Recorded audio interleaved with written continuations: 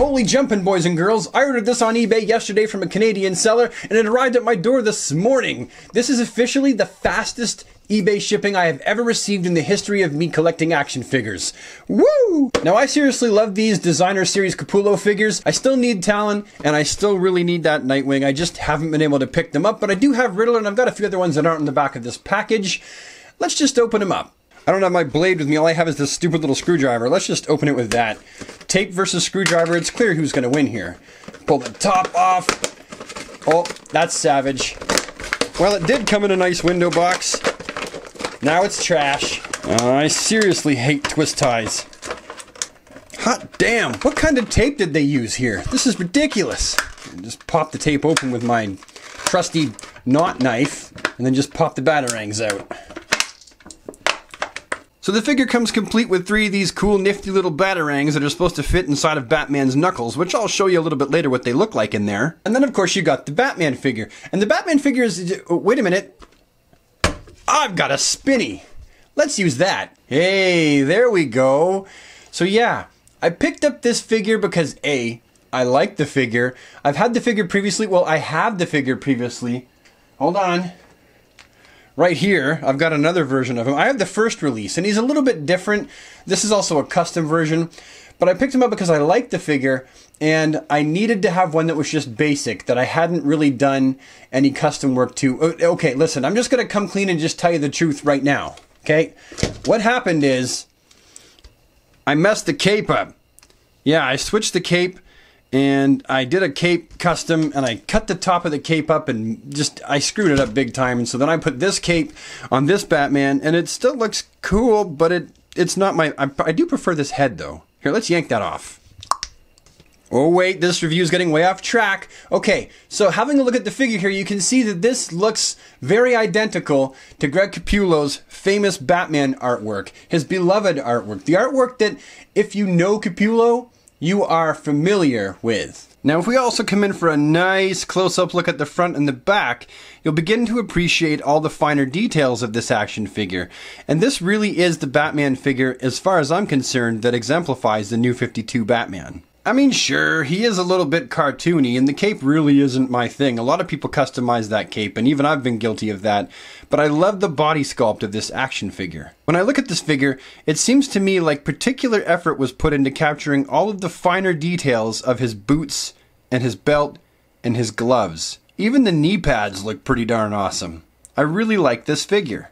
Now, truthfully speaking, I think one of the things that makes this figure stand out is that if you're looking for a New 52 Batman figure that has more articulation than an average DC Collectibles figure, then this is going to be the way to go. If we compare it to the basic articulation release of the New 52 Batman, now this is the second release, so the coloring is different, but the articulation is the same. Head on a ball joint, typical shoulders, bicep swivel, and you've got your single jointed elbows and knees, but that's it. No waist, no ab, no ankle, no wrist. There really is very limited Poseability capabilities with this figure, and this is a prime example of the kind of figure that people would call a movable statue. Then you have this Batman figure, another designer series figure, and this one actually came out after this one, to be honest, but still, if you're looking for a multi-articulated Batman figure, this might not be the one you want either. It boasts the same kind of groin articulation as the DC Universe Classics. You got articulation up here at the top of the leg, and you got the knee, nothing in the ankle again, and you've got glove articulation, elbow articulation, and shoulder and head articulation, but nothing in the waist and nothing in the abs, which means this Batman figure is the superiorly articulated New 52 Batman figure, which is why a lot of people actually will sub this Batman out of their New 52 display and pop this one in there. Now for a close-up peek at the figure. Now, all the details in this figure are right. You got the 3 lines here at the top of the bat, you got the costume lines, you even got wrinkles in his rib cage. This is such a well-sculpted action figure that it's easy to tell, again, why people really love this Batman figure and why I had to buy a second one of it. You got the lines of his suit going down there, you got all the detailing in the knee pads there, and then again, look at the boots. This is a highly sculpted Batman figure. One thing that I don't like about this, I think this is probably the second release of this Batman figure. Something happened with the face. the lips are really, really dark. There's just an oversaturation of dark brown paint, and the eyes are much smaller. Now I'm going to compare that to another head that I got off of my first Capullo Batman. And you can see that both of these heads, they're night and day difference. This one has nice big eyes, the mouth makes more sense, it's not oversaturated with paint, but it's even a different gloss. It's almost as if this is from a second run of Capullo Batman figures.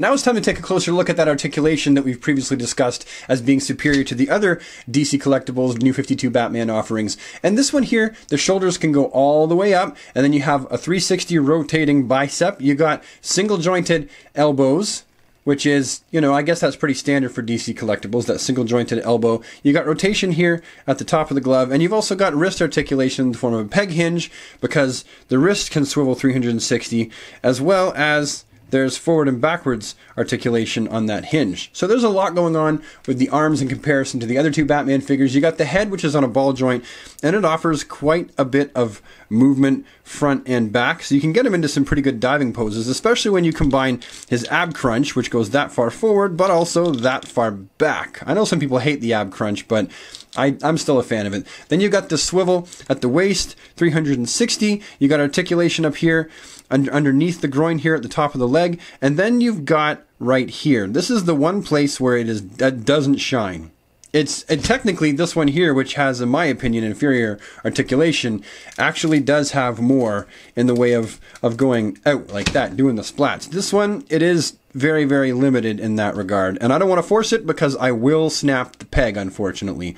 However, to make up for it, it has double jointed knees, which is always a bonus, and then it has some pretty good articulation here in the ankles because they're on a peg hinge. You've got rotation 360, and you've also got that hinge right here, like it's a ball peg hinge swivel kind of deal. So there's a lot of articulation there, as well as articulation here at the top of the boots. Mine's a little bit, oh, there we go. Mine was a little bit sticky because it's brand new.